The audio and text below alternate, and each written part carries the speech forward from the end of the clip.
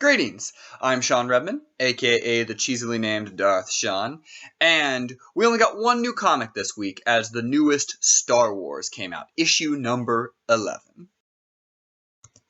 Star Wars has been really good. This comic series has just picked up, and 11's just continuing that. This is just a fantastic series right now, and I can't believe I'm saying that after how much I did not like the early issues. It is so good. They weave all these different stories in this one from all the characters and do it so well. Some get a little less. Han and Leia's side are a little bit less than the others, but that doesn't mean they aren't as important. They just are, at this point, the story and moving things through, and it's just so well done. We got teased Dengar at the end of issue 10, and that was awesome. Well, as the cover shows, we're going to get some Dengar in this episode. And he finds Chewbacca and 3PO who are trying to track down Luke. And he basically starts fighting Chewie. He puts Chewie down, and then 3PO tries to help save him and gets taken down. And then Chewbacca and Dengar go at it. And it is epic, because this is really... We saw it a little bit in the last issue with Chewbacca kind of throwing people around. We've seen it a little bit in the Chewbacca comic, but not very well done. But the power of a Wookiee. And Chewbacca and Dengar, he is so powerful compared to Dengar. Dengar's got better tools, and he keeps saying that. I've got the tools. And the fight is really quite good, because Chewbacca will get the upper hand, and then Dengar will use a tool and get the upper hand, and then Chewbacca will come back. And it was really well done of a fight throughout the whole comic. Meanwhile, while that's happening, Luke has been put in a gladiator-type arena by Gracchus the Hutt, who is trying to basically watch the Last Jedi fight to the death for entertainment value of all the people.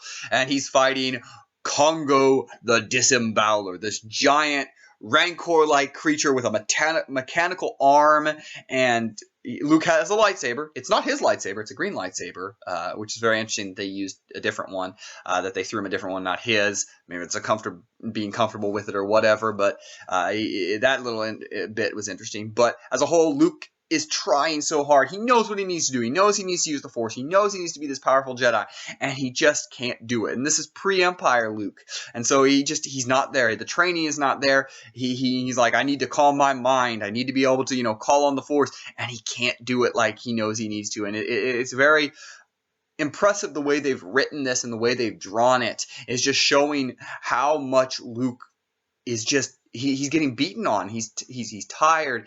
He's hurting. He knows that he knows what he needs to do, and he can't do it. And it's a great little story here as we're setting up forward. It looks like the Empire is potentially coming as Gracchus's game master, who has set all these different fights up, seems to have called on them. So maybe that's going to be happening as all the pieces are moving in, and this comic just keeps building. As I said earlier, Han and Leia kind of take a little bit of a backseat in this issue. They're in it, and their story is important, but it's a little small there. Leia actually doesn't have a ton in this, but Han finally reveals who Sana is and what this marriage, is she really his wife? And basically, yes, she is his wife, but it was for a con on a planet, and they were trying to, get around some stuff and deal with stuff. And so it's not a real marriage, but it is a marriage. It's one of those weird things he's trying to explain to Leia. He's trying to, you can see this is pre-Empire, so you can tell this is Han who knows he has these feelings, but he's still trying to hide them, but he wants to be